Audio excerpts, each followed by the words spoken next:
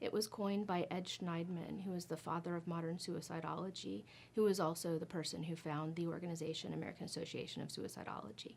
And essentially, he wanted an all-encompassing term to describe the study of suicide, and that would include all of the people involved in suicide prevention, intervention, and postvention, which is what happens after a suicide occurs, how to take care of people afterwards.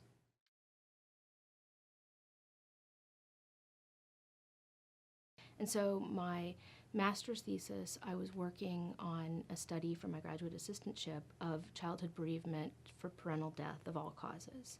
And at that time, my advisor suggested that I look at the children who are bereaved by suicide as my master's thesis topic.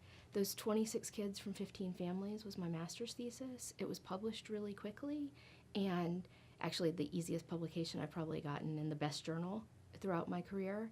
And so it really made me realize that this is a topic, suicide bereavement, that is so important and so understudied.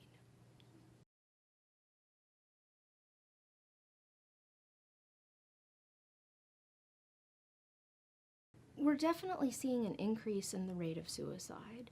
And the question really is it a true increase, or are we just getting better at categorizing suicide deaths as suicides, and about talking about it as less stigmatizing than it's been in the past?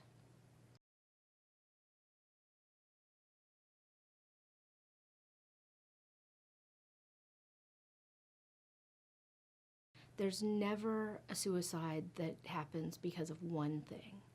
So when we think about things that contribute to suicide, we don't have a lot of great data to recognize what factors are most important. What we do know is people who've made suicide attempts are more likely to die by suicide in the future. But most people that attempt suicide never do go on to die by suicide.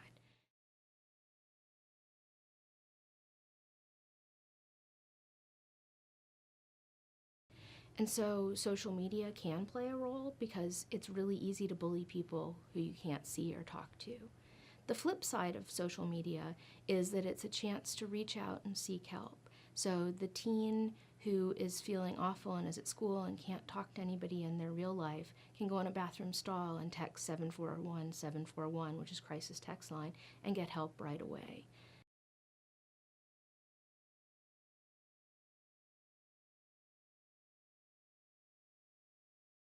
Everyone really wants to know, what are the warning signs that my child might be at risk for suicide? And unfortunately, the state of our understanding isn't far enough ahead to really figure out which warning signs really indicate that a child is at risk or anyone is at risk for suicide.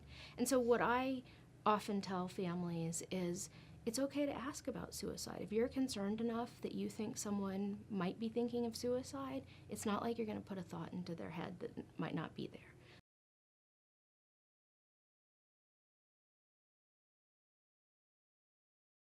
There's absolutely no evidence that asking directly about suicide will put that thought into someone's head. And oftentimes it's really a relief for someone who's struggled with thoughts of suicide, struggled with feeling like nobody cares about them or that they're a burden on their family. And so when someone asks them and cares enough to say, I'm really worried about you, sometimes that's all you really need to do.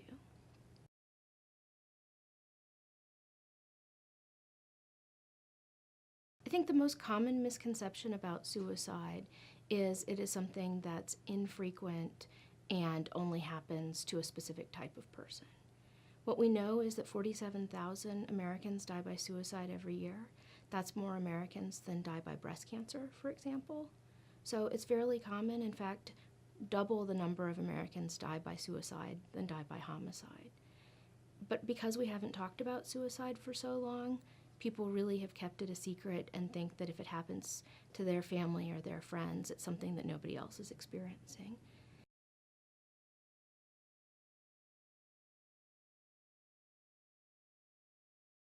We can have this conversation, and that when people die by suicide, that's not all of who they are. That's only how their life ended, and there are many, many other things in their lives that were wonderful and helped define who they are.